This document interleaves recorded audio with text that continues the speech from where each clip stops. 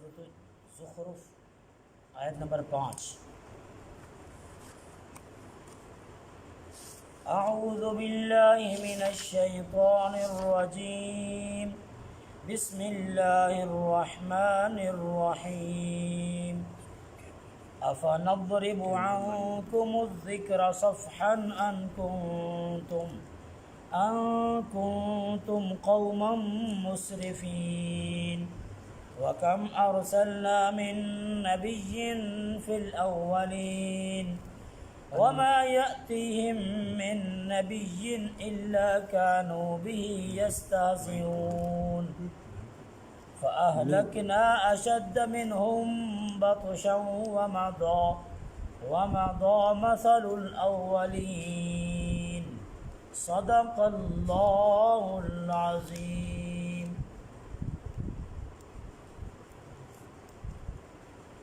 افنضرب،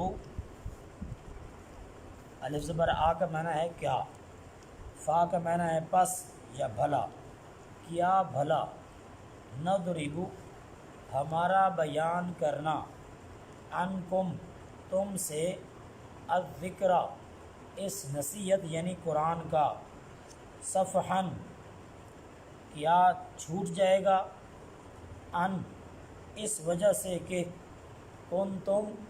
تم ہو، قوماً ایسی قوم، مسرفین حد سے بڑھ جانے والی، وکم اور کتنے، ارسلنا ہم نے بھیجے، من نبی انبیاء، فی الاولین پہلے لوگوں میں، وما یأتیہم اور نہیں آئے ان کے پاس، من نبی کوئی بھی نبی، الا مگر، کانو وہ تھے، بھی اس نبی کا، یستہزئون مذاق اڑانے والے، فاہلکنا پس ہم نے برباد کر دیا، اشد زیادہ طاقتور کو، منہم ان میں سے، بطشاً پکڑ کر، ومضی اور چلتی آئی ہے ماضی میں، مثل الاولین پہلے لوگوں کی مثال، پہلے لوگوں کی مثالیں ماضی میں چلی آ رہی ہیں۔ محترم حضرات، گزشتہ کل آپ نے جو درس سماعت کیا اس کا خلاصہ یہ ہے، سورۃ الزخرف کے آغاز میں رب العالمین نے حروف مقطعات سے بات کو آغاز فرمایا، ابتدا فرما کر حامیم کے ساتھ بات کو شروع فرمایا، اور قسم کھائی قرآن کی کہ یہ وہ کتاب ہے جو بہت واضح طور پر اپنی تعلیمات، اپنے پیغامات پہنچانے والی ہے۔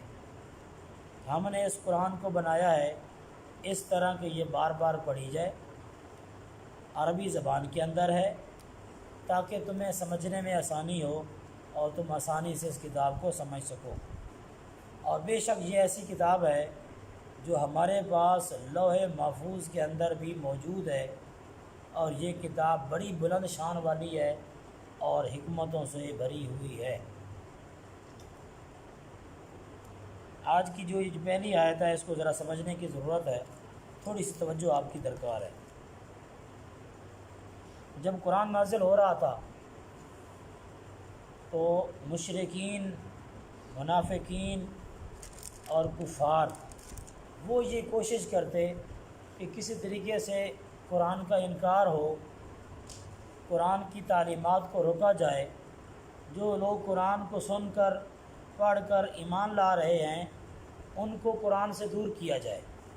وہ اس کے لیے ہر حربہ استعمال کرتے، ہر کوشش کرتے کہ کسی طرح لوگوں کو قرآن سے دور کر دیا جائے، اور یہ کوشش کفار کی، مشرکین کی ہر دور میں رہی ہے، آج بھی ہے کہ لوگوں کو قرآن سے دور کرنا، یہ کوشش آج بھی ان کی جاری ہے۔ تو اللہ نے ان آیات میں یہ فرمایا کہ اے مشرکین، اے کفار، تم جو قرآن کا انکار کر رہے ہو، قرآن کو نہیں مان رہے، اور تمہارے دل میں یہ بات ہے کہ شاید اس طرح کرنے سے، قرآن کی مخالفت کرنے سے یہ فائدہ ہمیں ہوگا کہ ہو سکتا ہے قرآن اترنا ہی بند ہو جائے، تو ایسی کوئی بات نہیں ہے۔ اگر تم ایمان نہیں لا رہے تو تمہارے اس ایمان نہ لانے کی وجہ سے، انکار کرنے کی وجہ سے قرآن کا نزول بند نہیں ہوگا۔ یہ جو قرآن کی جو ایک رحمت برس رہی ہے اہل ایمان پر، یہ اس طرح برستی رہے گی۔ تم اگر ایمان نہیں لا رہے تو یہ تمہاری قسمت ہے۔ ایمان وہ دور دور سے لوگ لے آئیں گے جو یہاں مکے کے رہنے والے بھی نہیں ہوں گے، مگر ایمان میں وہ آگے نکل جائیں گے۔ اب اس آیت پہ ذرا غور کیجیے، أَفَنَضْرِبُ عَنْكُمُ الذِّكْرَ صَفْحًا، کیا بھلا اس قرآن، اس نصیحت کا اتارنا اور اس کا بیان کرنا یہ چھوٹ جائے گا؟ کیا ہم اس کو چھوڑ دیں گے اس وجہ سے ان کنتم قوم مسرفین، کہ تم قوم جو ہے حد سے بڑھ جانے والی ہو؟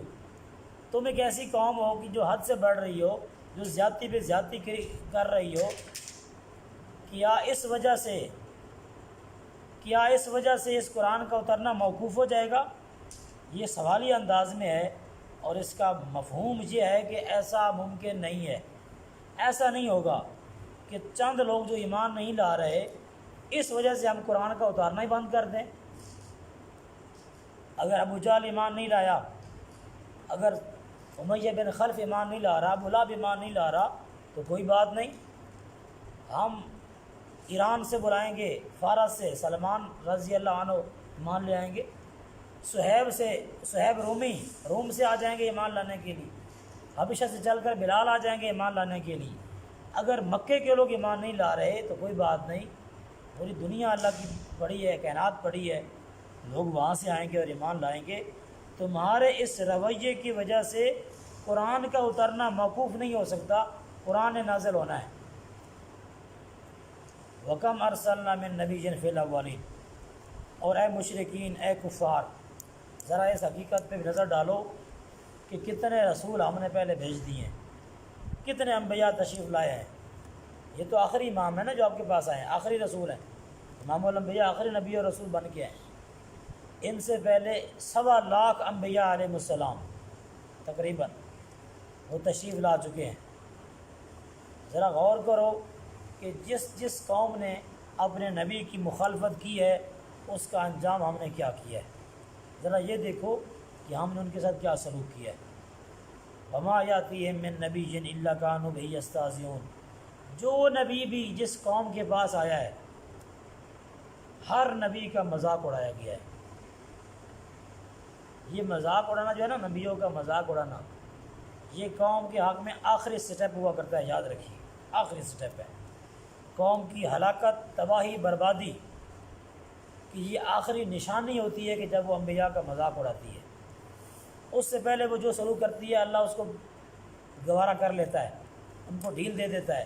جب انبیاء کا مذاق اڑانا شروع کر دیتی ہے نا قوم، تو رب العالمین کی جو رحمت ہے وہ اس قوم سے چھین لی جاتی ہے، اٹھا لی جاتی ہے، اور پھر پکڑ آتی ہے اللہ کی، اور ایسی پکڑ آتی ہے کہ وَكَذَلِكَ أَخْذُ رَبِّكَ إِذَا أَخَذَ الْقُرَىٰ وَهِيَ ظَالِمَةٌ، جب آپ کے رب کی پکڑ آتی ہے نا تو وہ پھر ہر چیز ملیے میٹ کر دیتی ہے، پھر کوئی اس گرفت سے بچ نہیں سکتا، وہ اتنی سخت پکڑ آتی ہے اللہ کی۔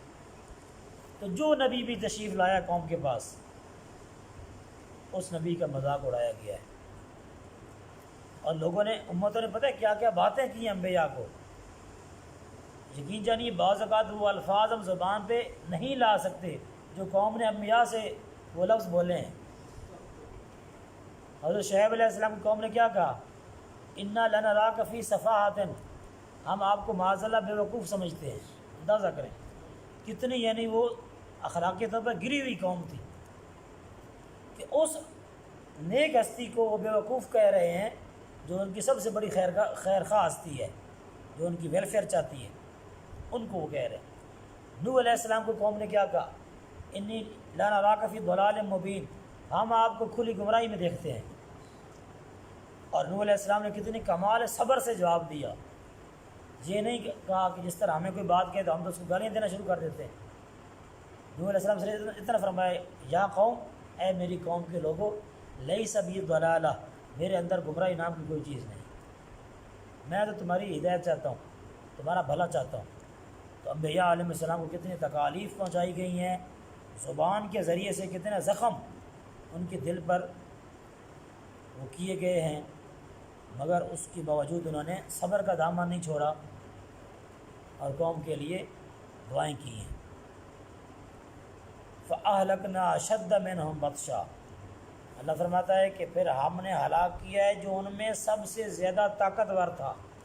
اس امت میں جو نافرمان امت تھی، ہم نے صرف کمزوروں کو نہیں پکڑا، سب سے پہلے ہم نے طاقتوروں کو پکڑا ہے، جو اپنے آپ کو بڑے فن خان سمجھتے تھے کہ ہم بڑے طاقت والے ہیں۔ بطشن، سخت پکڑ کی ہم نے ان کی، اور پکڑ کر کے ان کو ہلاک کیا ہے، تباہ کیا ہے، اور ایسا نشان عبرت بنایا ہے کہ آج ان کے تصور سے بھی لوگوں کے رونگٹے کھڑے ہو جاتے ہیں، ایسے تباہ کیا گیا ان کو۔ وَمَضَىٰ مَثَلُ الْأَوَّلِينَ، اور ان کی مثالیں ماضی میں گزر چکی ہیں، ذرا ماضی میں نظر تو ڈالو۔ قوم عاد ایک زمانے میں یہاں آباد تھی، قوم سمود آباد تھی، قوم نوح آباد تھی، پتھروں کو تراشتی تھی قوم صالح۔ قوم سمود پتھروں کو، پہاڑوں کو تراش کے اپنے گھر بناتے، اور اتنے خوبصورت گھر بناتے کہ اگر آج کے جو کاریگر ہیں وہ دیکھیں تو حیران رہ جائیں کہ ان لوگوں نے کتنی محنتیں کی ہیں گھر بنانے پہ، پتھروں کو کتنا تراشا ہے۔ لیکن جب اللہ کے غضب کا شکار ہوئے ہیں تو اللہ نے ان کو ایسا نشان عبرت بنا دیا ہے کہ آج ان کے تذکرے سن کر بھی انسان کانپنے لگ جاتا ہے۔ وادی احقاف سے جب ایک مرتبہ حضور علیہ الصلوۃ والتسلیمات گزرے تھے، جب آپ غزوہ تبوک پہ تشریف لے جا رہے تھے، غزوہ تبوک کے لیے جب آپ تشریف لے جا رہے تھے، وادی احقاف سے گزرے تو حضور نے صحابہ سے پوچھا ہے میرے صحابہ پتہ ہے یہ کون سی جگہ ہے؟ صحابہ نے کہا اللہ کے رسول یہ وادی احقاف ہے۔ حضور نے فرمایا یہ وہ جگہ ہے جہاں قوم سمود پر عذاب آیا تھا، یہ وہ وادی ہے جہاں قوم سمود پر عذاب آیا تھا، اور یہاں کوئی آدمی پڑاؤ نہ کرے، یہاں رکنا نہیں ہے، یہاں سے بھاگتے ہوئے گزرو۔ تو اپنی سواریوں کو ایڑیاں لگائی گئیں، ان کو بھگایا گیا اور وہاں سے گزرے۔ حضور نے فرمایا یہاں کی کوئی چیز استعمال نہیں کرنی۔ ایک صحابی نے عرض کیا ہم نے آٹے کے اندر پانی ڈالا ہے یہاں، اور ہم نے ہانڈی بھی پکائی تھی یہاں، ہانڈی کے اندر ہم نے چولہے پہ ہانڈیاں بھی رکھی تھیں، سالن بھی پکایا۔ حضور نے فرمایا اس کو گرا دیا جائے، اور جو آٹا ہے وہ اونٹوں کو کھلا دیا جائے۔ یہاں کی کوئی چیز استعمال نہیں کرنی، جہاں پہ اللہ کا عذاب آیا ہے یہاں سے نکلو، بھاگو یہاں سے۔ تو قوم سمود جہاں آباد تھی وہاں ان کے بڑے بڑے محلات تھے، وہ سب آج ان کی تباہی اور بربادی کی کہانیاں سنا رہے ہیں۔ تو اللہ فرماتا ہے کہ جو بڑے بڑے طاقتور تھے ان قوموں میں ہم نے ان کو ہلاک کر دیا ہے۔ تو جب قوم صالح نے صالح علیہ السلام کا انکار کیا تو عذاب آیا، جب شعیب علیہ السلام کا انکار ہوا تو عذاب آیا، تو جب ان کے امام سید الانبیاء کا جب انکار ہوگا تو کیا عذاب نہیں آئے گا؟ تو یہ مشرکین مکہ کو جھنجھوڑا جا رہا ہے، اور پوری دنیا کے کفار کو، مشرکین کو جھنجھوڑا جا رہا ہے، بتایا جا رہا ہے امام الانبیاء پر ایمان لے آؤ، اس کے بغیر تمہارا کوئی چارہ نہیں ہے، بچاؤ کی کوئی صورت نہیں ہے۔ آج بھی کفار کے لیے یہ بڑا عام ہے کہ وہ حضور علیہ الصلوۃ والتسلیمات کی ذات گرامی پر ایمان لے آئیں گے۔ اگر ایمان نہیں لاتے، وہ لا الہ الا اللہ موسیٰ کلیم اللہ پڑھتے رہیں، لا الہ الا اللہ عیسیٰ روح اللہ پڑھتے رہیں، جو مرضی کلمے پڑھتے رہیں، آنکھیں بند ہونے کی دیر ہے، آگ کہیں دن ہے، سیدھا آگ میں جائیں گے۔ جب تک ان کی زبان پر لا الہ الا اللہ کی ضرب کے ساتھ محمد الرسول اللہ کی ضرب بھی دل پہ نہیں لگے گی، اس وقت تک کوئی بچاؤ کی صورت نہیں۔ اور کلمہ بھی دل سے پڑھنا ہے، اوپر سے نہیں پڑھنا، دل سے پڑھنا ہے۔ زبان سے کہہ بھی دیا لا الہ تو کیا حاصل، دل و نگاہ مسلمان نہیں تو کچھ بھی نہیں، دل سے ایمان لانا ہے۔ تو آپ اندازہ کریں کہ لا الہ الا اللہ کے ساتھ محمد الرسول اللہ کا ملنا کتنا ضروری ہے۔ اگر محمد الرسول اللہ ساتھ نہ ملے، صرف اکیلا لا الہ الا اللہ ہو تو دوزخ سے بچانے کے لیے یہ بھی کافی نہیں ہے۔ دوزخ سے تب بچنا ہے جب لا الہ الا اللہ کے ساتھ محمد الرسول اللہ پر ایمان لانا ہے، اور صرف کلمہ نہیں پڑھنا، پھر پورے کے پورا دین ہے، پھر پورا سسٹم ہے۔ رات کو میں ایک پرانی ویڈیو دیکھ رہا تھا حضرت مولانا عبدالستار خان نیازی رحمۃ اللہ علیہ کی، وہ اس میں ختم نبوت کے حوالے سے وہ فرما رہے تھے، وہ کہتے ہیں کہ حضور علیہ الصلوۃ والسلام جو نظام لے کے آئے اس میں سود کا خاتمہ کیا گیا ہے۔ اگر آج ہم سودی نظام میں جکڑے ہوئے ہیں تو یہ بھی ایک قسم کا ختم نبوت کا انکار ہے۔ ہم حضور کا جو لایا ہوا نظام ہے اس کے مطابق تو ہم زندہ ہی نہیں رہ رہے۔ ہم جتنے بھی آج کام کر رہے ہیں یہ حضور علیہ الصلوۃ والسلام کے سسٹم کے، آپ کے لائے ہوئے نظام کے خلاف کام کر رہے ہیں، تو یہ ختم نبوت کا انکار بنتا ہے۔ تو ہمیں چاہیے کہ ہم پورے کے پورے اسلام پہ عمل کرنا ہے، صرف یہ نہیں کہ ہم نے 5 نمازیں پڑھ لی، لو جی رمضان کے روزے رکھ لیے، بس یہ ہمارا لیبل لگ گیا کہ وی آر مسلم، ہم مسلمان ہیں۔ نہیں، پورا اسلام ہے۔ یا ایھا الذین آمنوا ادخلوا فی السلم کافہ، اے اہل ایمان پورے کے پورے اسلام میں داخل ہو جاؤ۔ ہمارا اٹھنا بیٹھنا، ہمارا فیصلے کرنا کرانا، ہمارا حکومتیں کرنا، یہ تمام اسلام کے تابع ہو، اسلام کے مطابق ہو۔ ہمارا نظام سیاست، نظام معیشت، نظام معاشرت اسلام کے مطابق ہو۔ اگر ایسا نہیں ہے، اگر ہم اپنے سیاست کے اندر اسلام کو دور کر دیتے ہیں تو پھر پتہ کیا بات بنتی ہے؟ جلال بادشاہی ہو یا جمہوری تماشا ہو، جدا ہو دین سیاست سے تو رہ جاتی ہے چنگیز، پھر چنگیز خان ہے، پھر ظلم ہے سیاست کے اندر، پھر خدا خوفی نہیں۔ تو سیاست کے اندر بھی اسلام کو لانا ہے، پوری دنیا کے اندر اسلام کا نظام قائم کرنا ہے۔ جب تک یہ مقاصد ہمارے پورے نہیں ہو سکتے تب تک ہم چین سے نہیں بیٹھنا، ہم نے تگ و دو کرنی ہے، کوشش کرنی ہے۔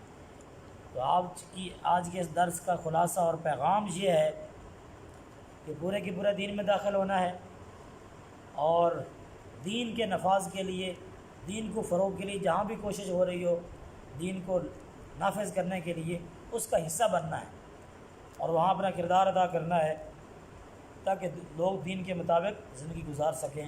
اللہ رب العالمین ہم سب کو اس کی توفیق عطا فرمائے۔ آمین۔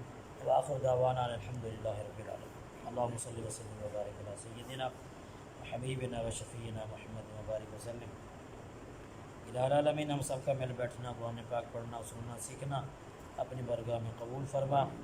کلام پاک کی رحمتیں، برکتیں، بہاریں ہم سب کو نصیب فرما، ہماری پریشانیاں دور فرما۔ الہ العالمین اسلامی نظام خلافت کو ہمارے ملک میں رائج فرما، اس میں ہر رکاوٹوں کو دور فرما۔ یا رب العالمین خلافت اسلامیہ کی برکتیں ہم سب کو دیکھنے کی توفیق عطا فرما۔ یا رب العالمین امت مسلمہ جو آج ایک ذلت اور رسوائی کی زندگی بسر کر رہی ہے، اس سے نکلنے کی واحد صورت ہے کہ مسلمان خلافت کا نظام قائم کریں۔ یا رب العالمین اس میں ہماری مدد فرما، مسلمانوں کو عروج اور غلبہ عطا فرما۔ یا رب العالمین امت کے حال پر رحم فرما، دونوں جہانوں میں سرخرو فرما۔ وصلی اللہ علی النبی الکریم وعلی آلہ وصحبہ اجمعین برحمتک یا